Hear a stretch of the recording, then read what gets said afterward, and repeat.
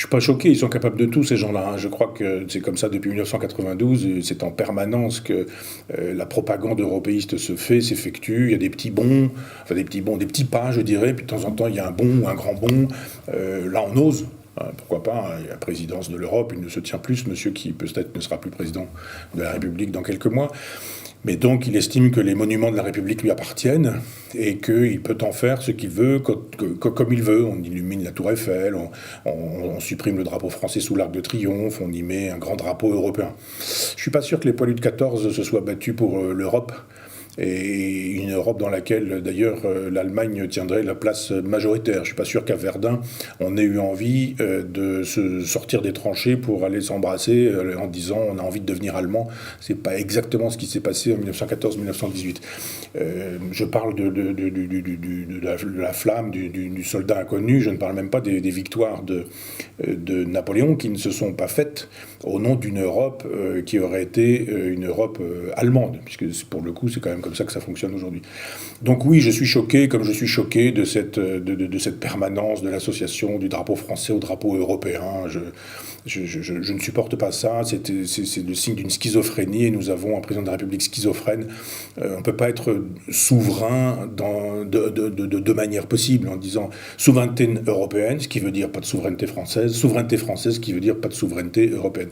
À chaque fois qu'on présente cette schizophrénie, eh bien on nous fait savoir qu'il y aurait deux souverainetés. Ça n'est pas possible. On ne peut pas être maître et esclave.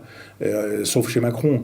On ne peut pas être grand et petit, on ne peut pas être, j'allais dire, homme et femme. Et là, on va tout de suite m'accuser de transphobie ou je ne sais quoi.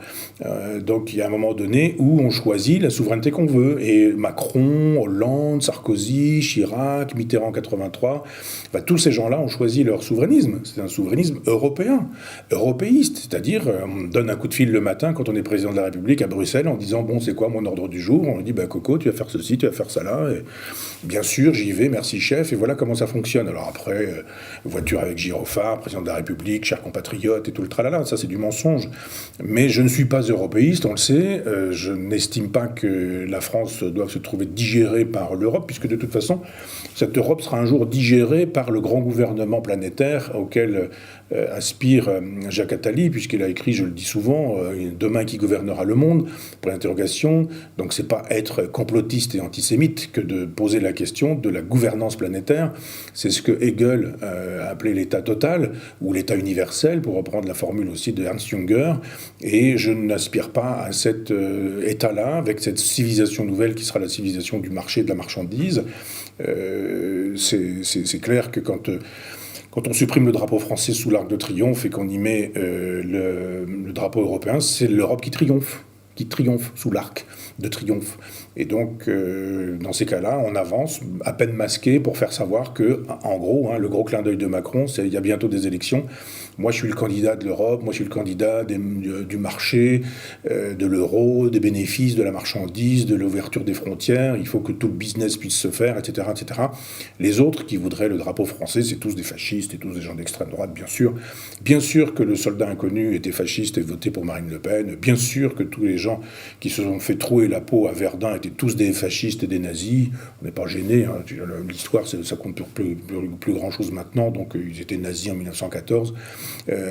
Dans ce délire généralisé, on ne pourra pas dire qu'on n'a pas été averti. Macron fait mettre effectivement le drapeau français à la cave pendant qu'il fait mettre en majesté le drapeau européen. Tout est dit. On a vu comment ces gens-là se sont défendus quand on a fait savoir que peut-être c'était une insulte faite aux gens qui avaient donné leur vie pour défendre la France contre l'Allemagne. À cette époque-là, évidemment, le bon vieux truc habituel, c'était des gens d'extrême droite, on a photocopié Marine Le Pen, etc., etc. Rien de neuf sous le soleil européiste.